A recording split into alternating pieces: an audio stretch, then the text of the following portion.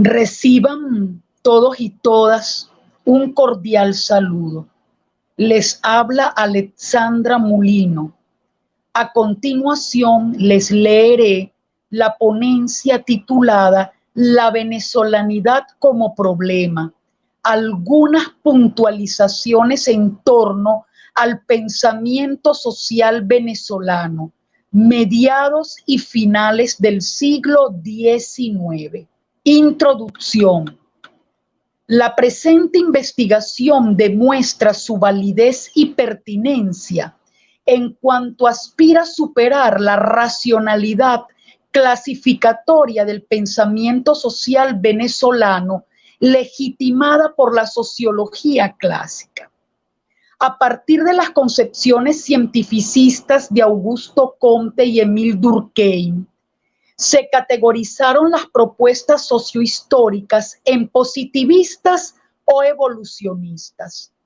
Muchos de los intelectuales de mediados y finales del XIX y principio del XX intentaron superar dichas concepciones sobre la base de los estudios de campo, entrevistas a actores claves, lecturas directas de las fuentes primarias, entre otras dimensiones cualitativas de la ontología social compleja venezolana. Por supuesto que el positivismo fundamentó el estudio sociohistórico de unas cuantas pesquisas importantes que se realizaron en la nación, pero en líneas generales se desarrollaron trabajos teóricos y metodológicos del todo creativos que quebraron ese orden lógico hegemónico aún vigente. Por ende, considero necesario ordenar los artículos y ensayos sociohistóricos hallados en el Cojo Ilustrado en iberoamericanistas y latinoamericanistas, a fin de vislumbrar en términos metodológicos el abordaje de cuestiones fundamentales que configuraron la racionalidad del pensamiento social de la época, el orden y la cohesión social impuestos por la vía de la racialización de la sociedad, asunto que determinaron la conformación del Estado y las relaciones sociales en la nación. Pensamiento social venezolano. Lo venezolano no puede reflexionarse al margen del poder colonial impuesto por España en el siglo XVI. El proceso de conquista y colonización en nuestra América fundó una nueva racionalidad a favor de los intereses imperiales de la corona y de la Iglesia Católica.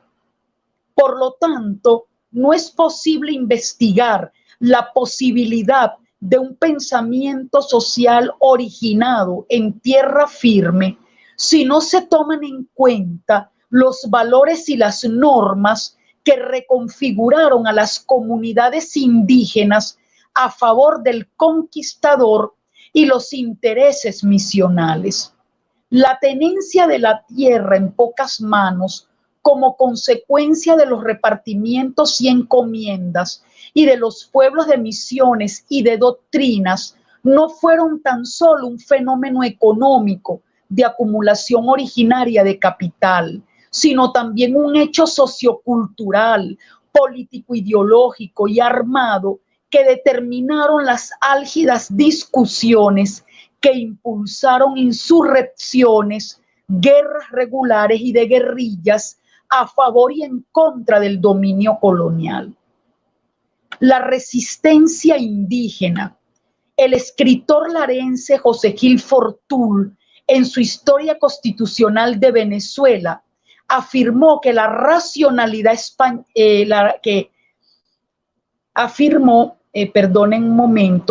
afirmó que la racionalidad de los sistemas de repartimientos y encomiendas impuestos por los conquistadores españoles siglos XV y XVI mermaron a la población indígena por la fuerza de la espada, la armadura, el caballo y el perro cazador, al quebrar el espinazo del control y la cohesión social de sus elementos estructurales de la acción, una vez doblegados sus jefes indómitos como Guaycaipuro o altamente diplomáticos por estrategas como Manaure.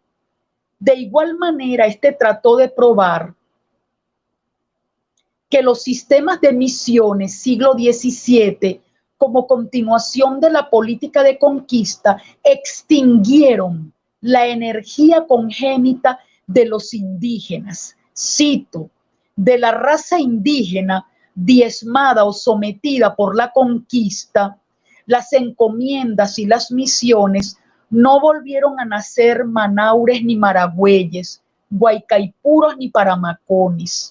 Con la muerte de Guaycaipuro en el año de 1568, la resistencia indígena fue condenada a su desaparición. En efecto, después de su asesinato, el resto de los caciques o fueron sometidos o aniquilados a traición. Fue destruida la resistencia. Comulgo plenamente con la tesis de José Gil Fortul de que las comunidades indígenas organizadas por pueblos y tribus fueron diezmadas por la conquista. En consecuencia, las nuevas relaciones sociales de producción se conformaron sobre un discurso racializado, a pesar de las reales cédulas a favor de los indígenas y de las denuncias de Fray Bartolomé de las Casas y de Fray Antón Montesinos. El poder colonial conformó una estructura social de razas inferiores y superiores. La clasificación social de corte biologicista legitimó el discurso sociojurídico y económico del hombre blanco, propietario y católico. El cruce étnico fue tolerado en esos términos. Con la llegada de los primeros africanos subsaharianos a la isla de Cubagua circa 1526 y posteriormente en el resto del territorio venezolano, el mestizaje fue un hecho, además del derecho de pernada ejercido por oligarcas peninsulares y blancos criollos en contra de esclavas, indias libres y otras situadas en sus linderos jurisdiccionales. Una gama de razas poblaron a las colonias españolas: indios, negros, zambos, mulatos, salto atrás, cuarterones, pardos, entre otros, integraron la sociedad colonial bajo rígidos preceptos jurídicos y religiosos. Por lo tanto, los aparatos ideológicos y represivos del Estado colonial se encargaron de mantener los límites bien establecidos entre blancos y los de dudosa procedencia, que incluían a los blancos de orilla. En relación a las preguntas, a la pregunta que encabeza estas líneas, ¿fue destruida la resistencia? Cabe destacar que si bien el poder colonial intentó exterminar física e ideológicamente al nativo y luego al africano, la memoria dolorosa de la pérdida y del desarraigo adquirió nuevas connotaciones en la cultura como formas de resistencia. El sincretismo cultural, esa nueva síntesis étnico-social, se expresó en la literatura, la culinaria, la música, los juegos, el vestuario e inclusive en la gramática sociopolítica. Ahora bien, al respecto de la estricta vigilancia socioreligiosa que se desplegó en los virreinatos, en Venezuela fue mucho más laxa por su condición de provincia y de capitanía general.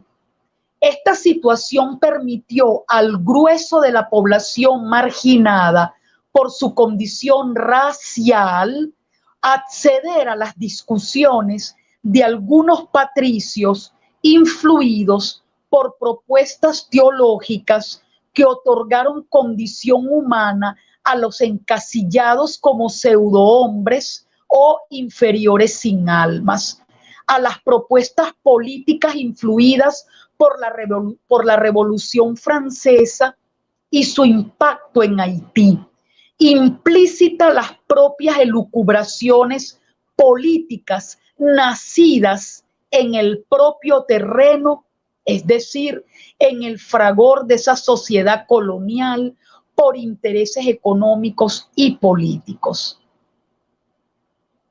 Impedimentos al proceso de democratización.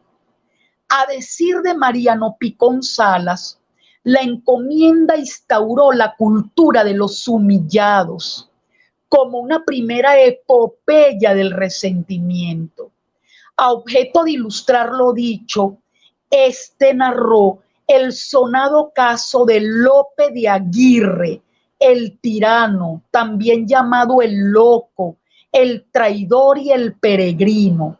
Este conquistador español, nacido entre 1511 y 1515 en Araoz, Oñate, Guipúzcoa, España, fue ejecutado el 27 de octubre de 1561 en Barquisimeto, Venezuela, por rebelión y desacato a la corona española.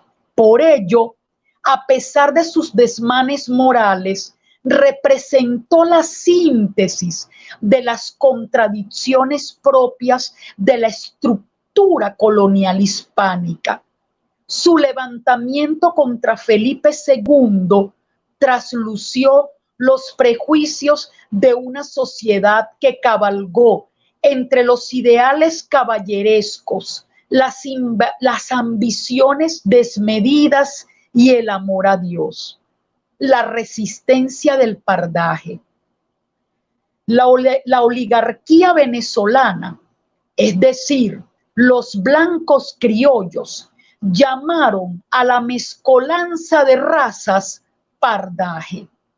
Es decir, el poder colonial frenó las apetencias de poder económico, político, social, religioso y académico del mestizo de indio, africano y blanco de orilla.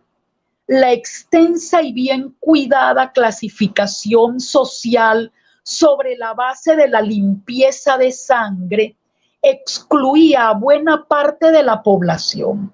De sus ascendientes indígenas y negros, poco quedaban sino un crisol de razas que conformaron el pardaje sin privilegios. Lo único que sobrevivió entre ellos fue la memoria del desprecio.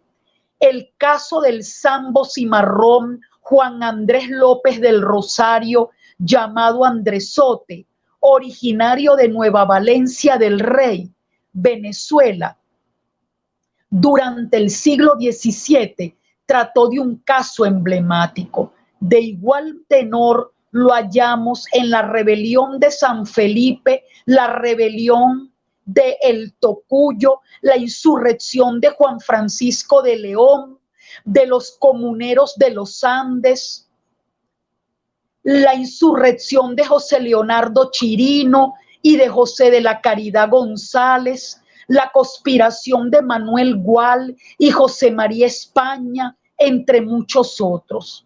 El caso de Gual y España trató de un movimiento radical en contra del poder imperial español, quien encontró eco en las invasiones de Francisco de Miranda, precursor de la independencia de Venezuela.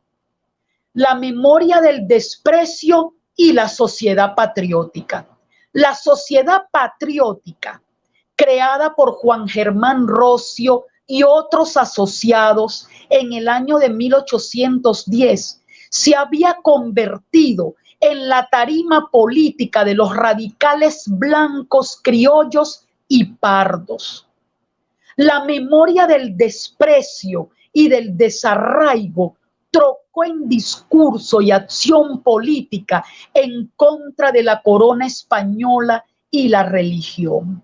Las letras de la canción americana 1797-1811, el Gloria al Bravo Pueblo 1810, Gloria Americanos 1811, Canción Patriótica número 2, 1810, Entonad Nuevos Signos, 1824, a Bolívar, 1824, expresaron el espíritu independentista de la época de un vasto sector de la población.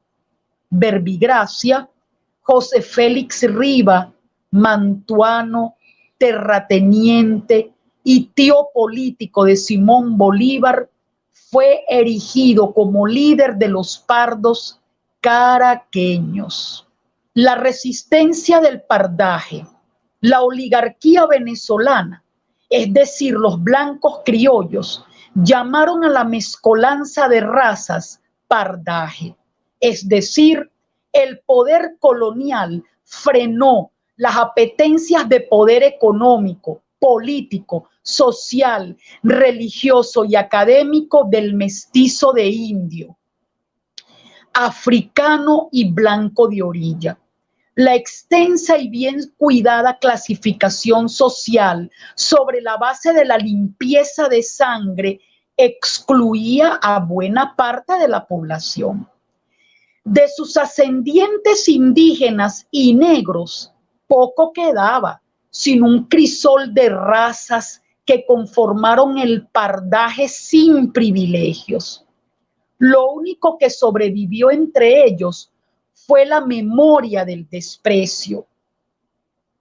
El caso del sambo cimarrón Juan Andrés López del Rosario, llamado Andresote, originario de Nueva Valencia del Rey, Venezuela, durante el siglo XVII, trató de un caso emblemático.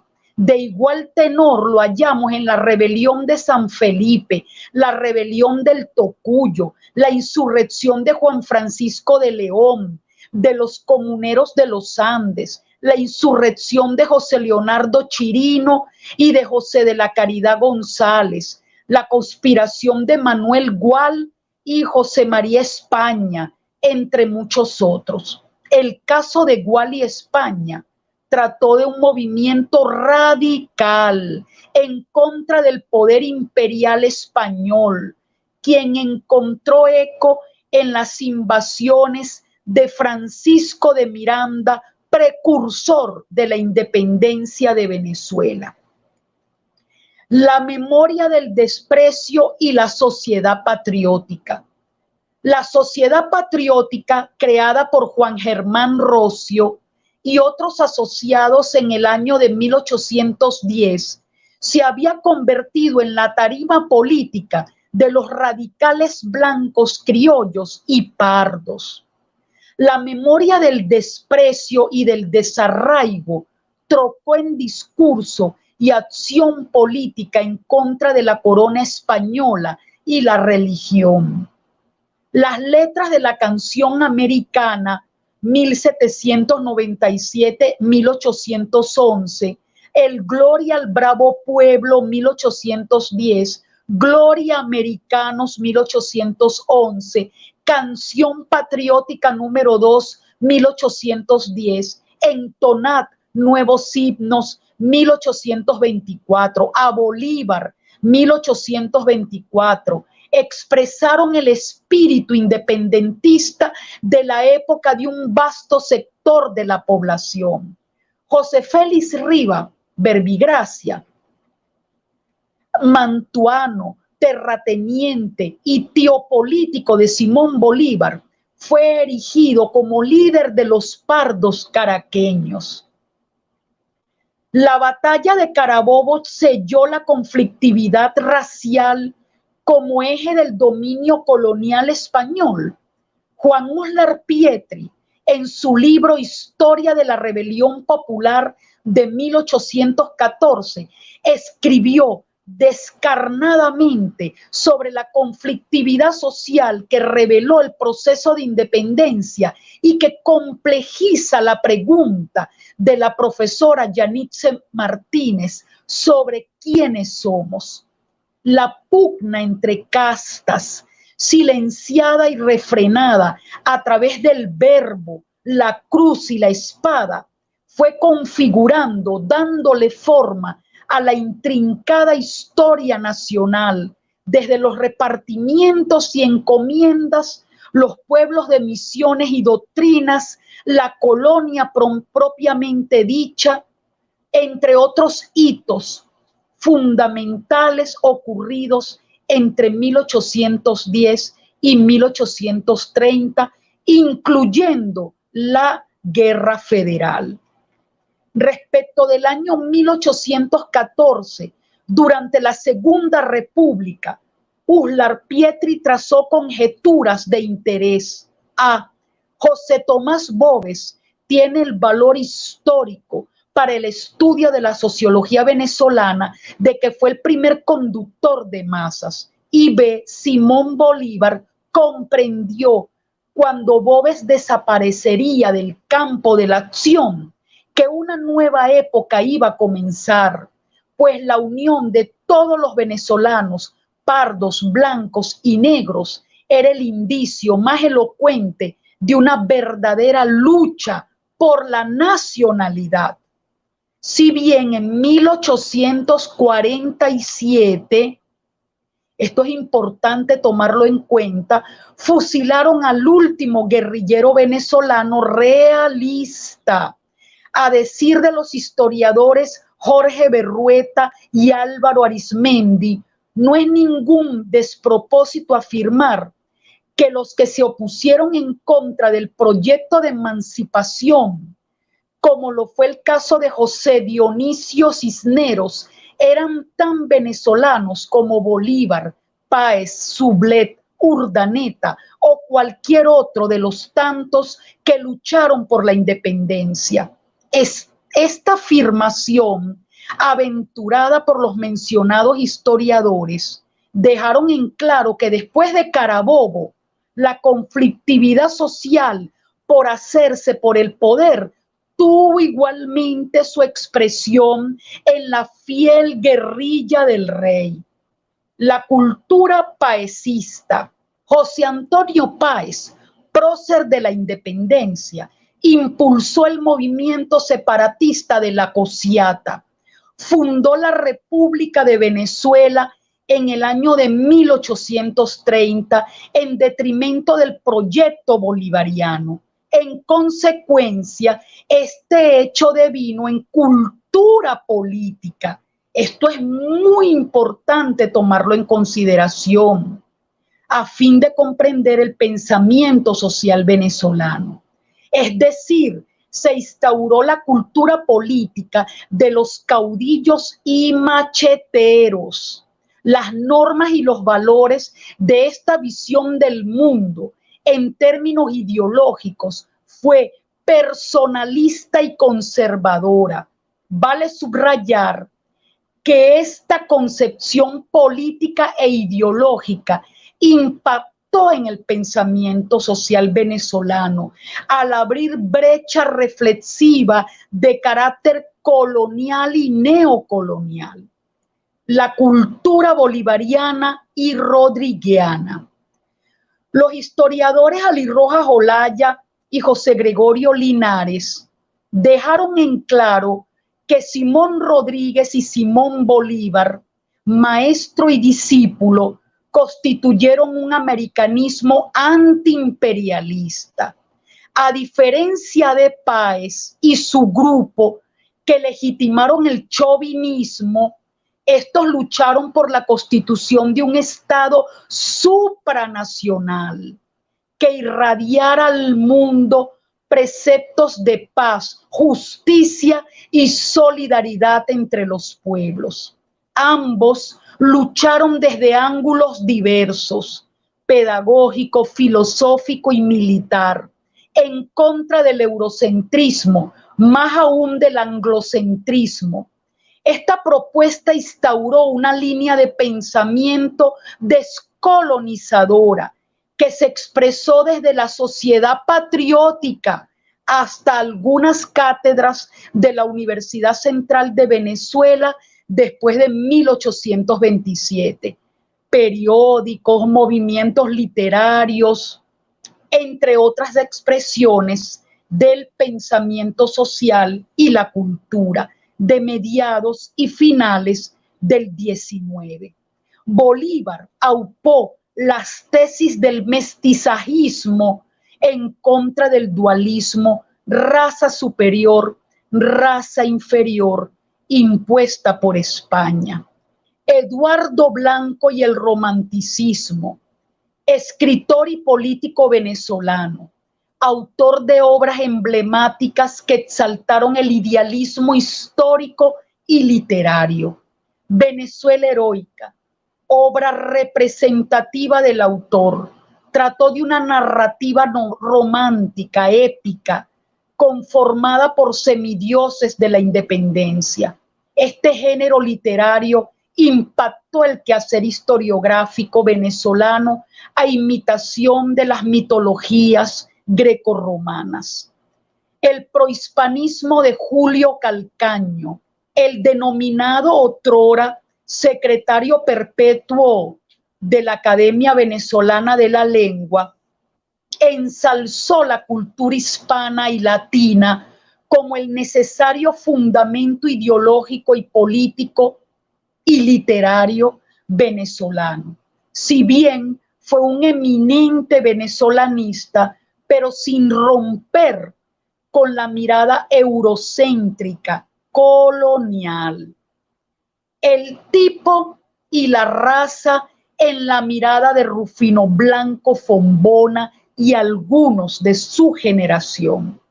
Autor de finales del siglo XIX, amigo íntimo de Miguel de Unamuno por décadas, fundó línea de pensamiento venezolanista bolivariano, prohispánico y antiestadounidense.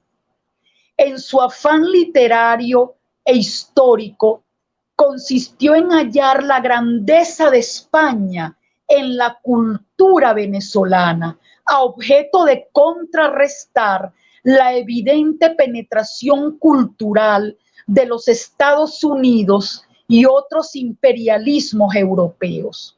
Aunque desdeñó en grado sumo de la cultura popular, parda, india y negra, al considerar su tipo como rémora para la constitución de un tipo nacional, hegemónico, blanco y liberal.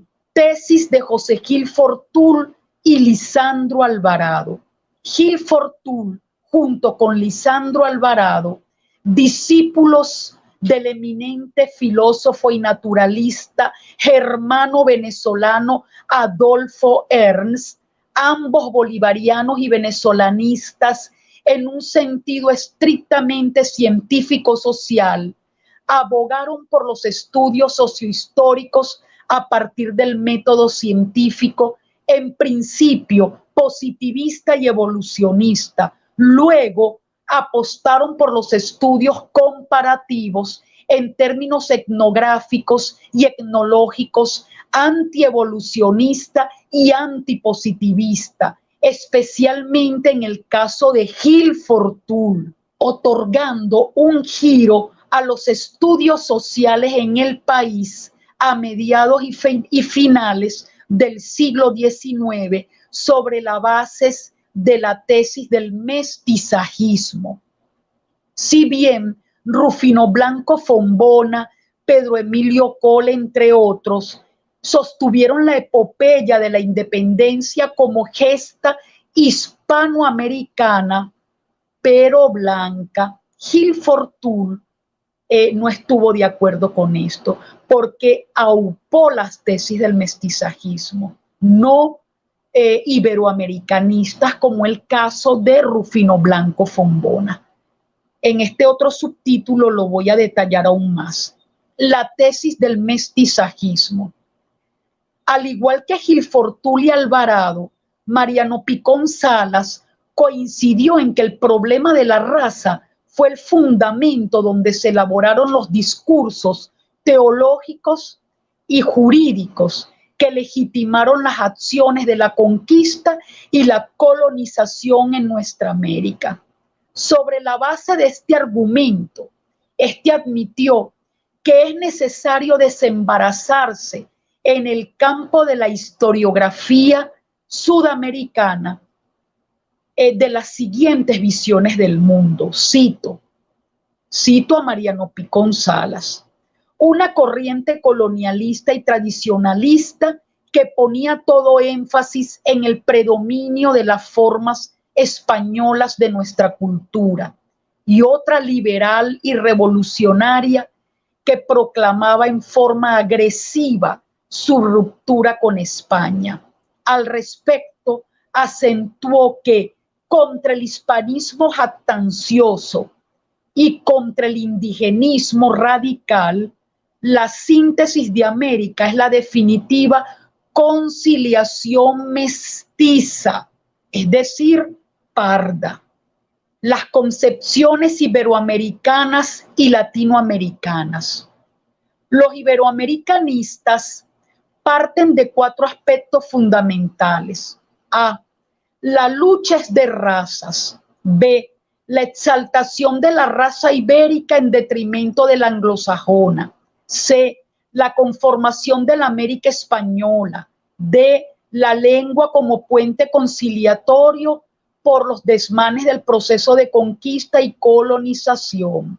Encontramos a Rufino Blanco Fombona, Pedro Emilio Col, el mismo Julio Calcaño y otros como representantes de esa línea política, de esa concepción historiográfica y por ende sociológica, en el sentido o como pensamiento social, porque es muy aún originario, pues, como el abreboca de la sociología nacional.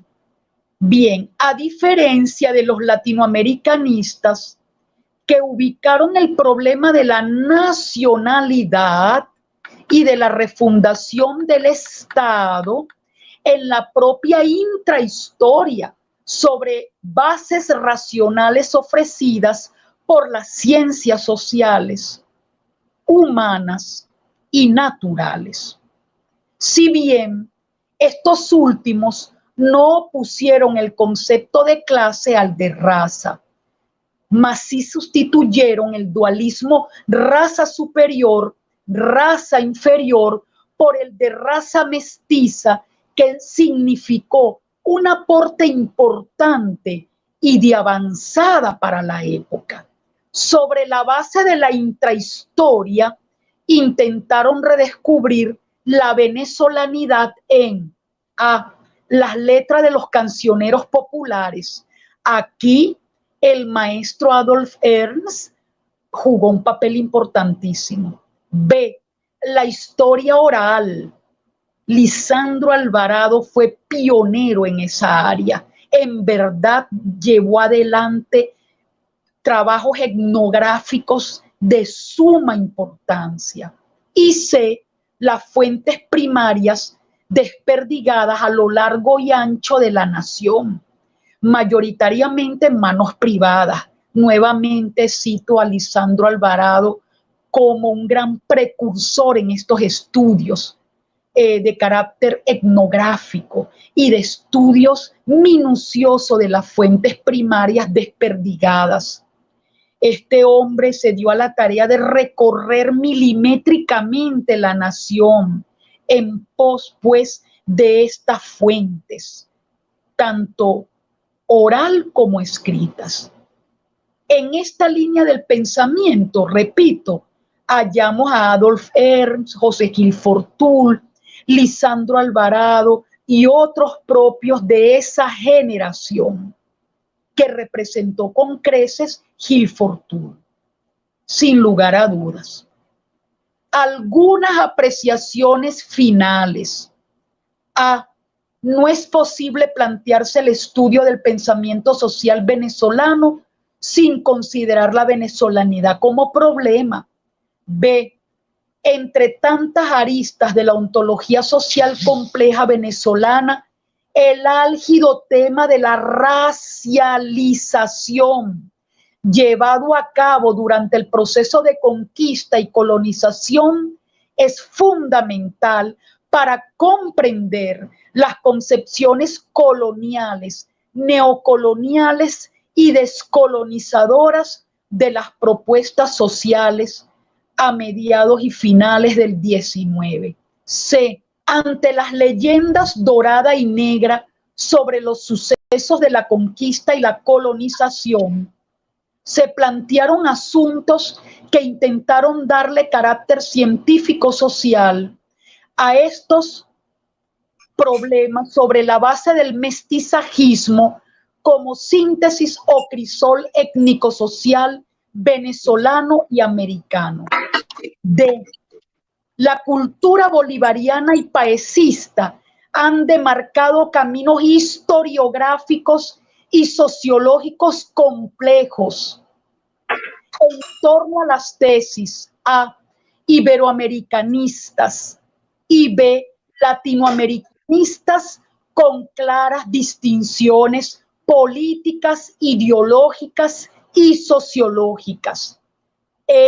En suma, a mediados y finales del siglo XIX, la resistencia indígena y luego afrocaribe mudó en pardaje, otorgando fuerza a la tesis del mestizajismo en contra del dualismo raza inferior, raza superior y diferente a lo ibérico, es decir, como una resultante única, original, que no es indígena, negra ni española.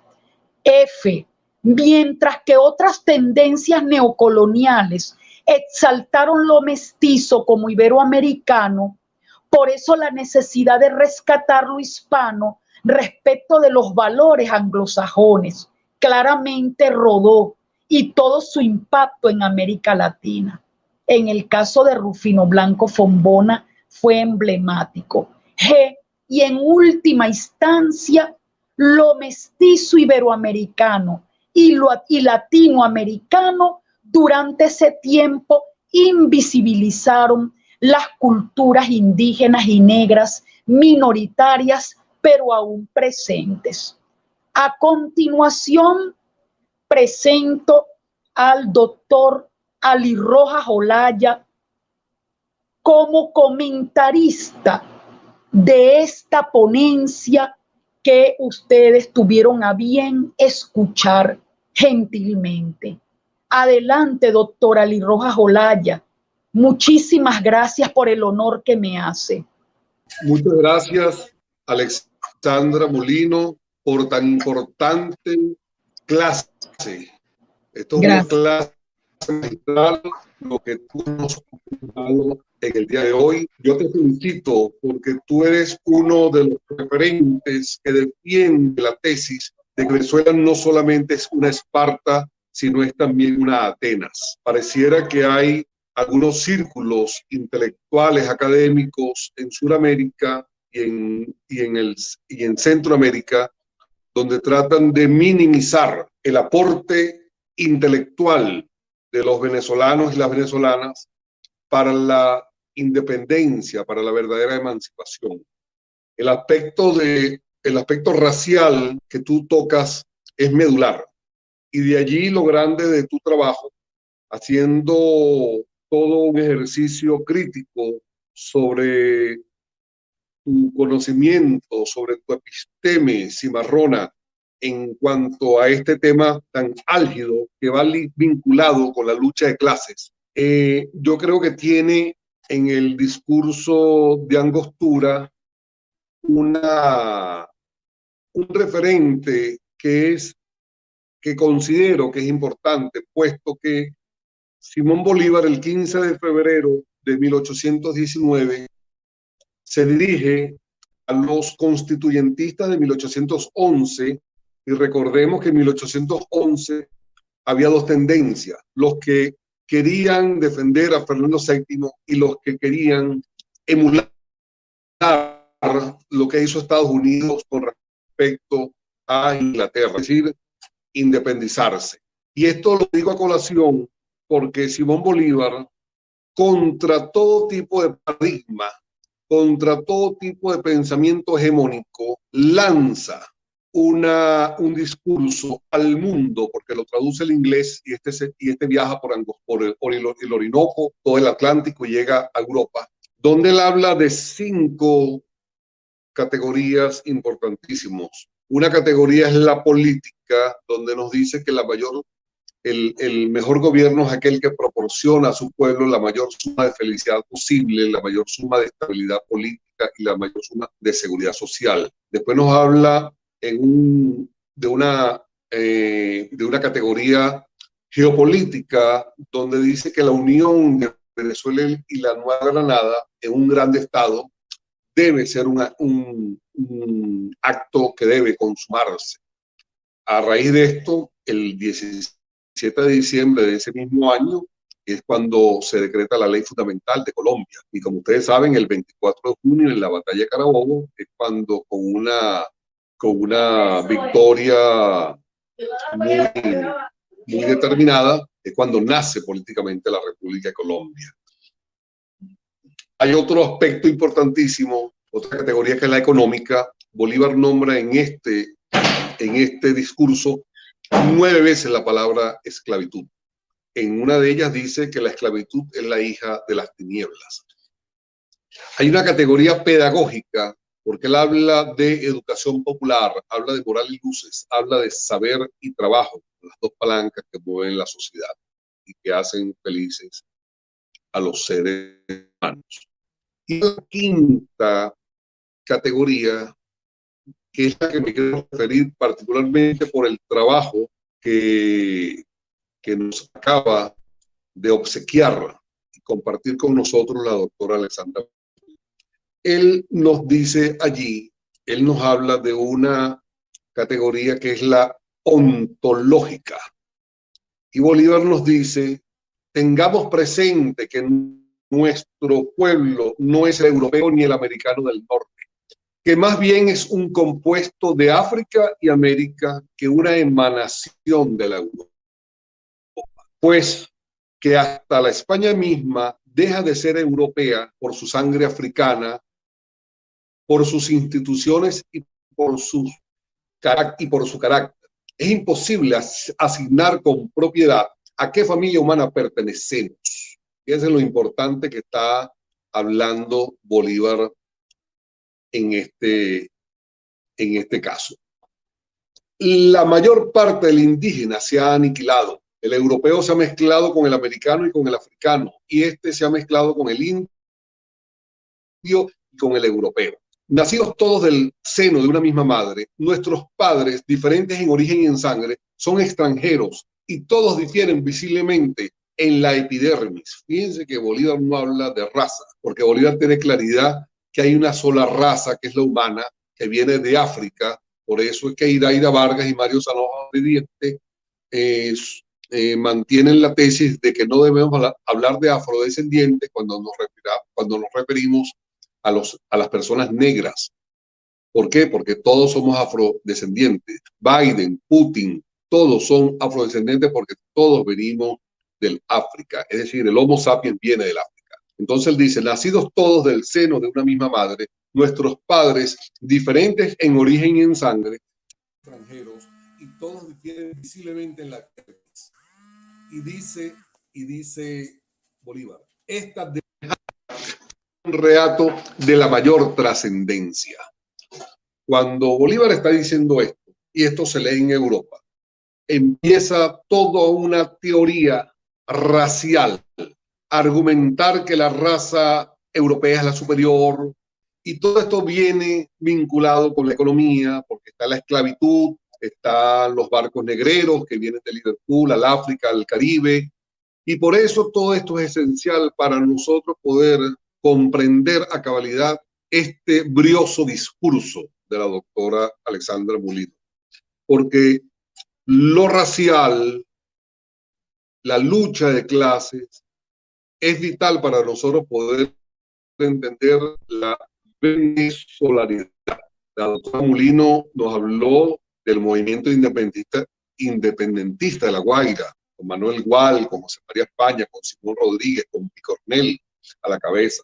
Eso se trata, estamos hablando de finales del año del siglo XVIII, y ese es un acto importantísimo porque allí no estamos hablando de una triangulación que había en La Guaira, con estas personas que estamos hablando, en Madrid, con Picornell, con Campomanes, con Lax, con Andrés, y en Londres, con Miranda. Entonces, esa triangulación internacional para la emancipación de América es mucho más profunda, incluso que la dicotomía que había en 1810-1811, si hiciéramos de Fernando VII o imitábamos a Estados Unidos. Por eso, Simón Bolívar, en este discurso, prácticamente va y pasea a todos estos a todo lo que significó 1810-1811 y retoma esa causa social de lo que significó el movimiento independentista de 1795 al 1799 con Gual y España a la cabeza. Todo esto lo sustenta Simón Rodríguez en La Sociedad Americana en 1828, y esto lo que nos dice es la importancia que tiene esa intelectualidad, ese cimarronaje sentipensante para lo que significa la venezolanidad. Muchas gracias, Alexandra, muchas gracias a la CELAR, y estamos aquí siempre para servirles. Muchísimas gracias, doctora Liz Rojas Olaya. Me honra de sumo, de igual manera honra al Centro de Estudios Latinoamericanos Rómulo Gallegos, Rómulo Gallegos, con su comentario inteligente, preciso y que he tomado debidas notas en relación a mi modesta ponencia. Muchísimas gracias. Un saludo a todas y todos.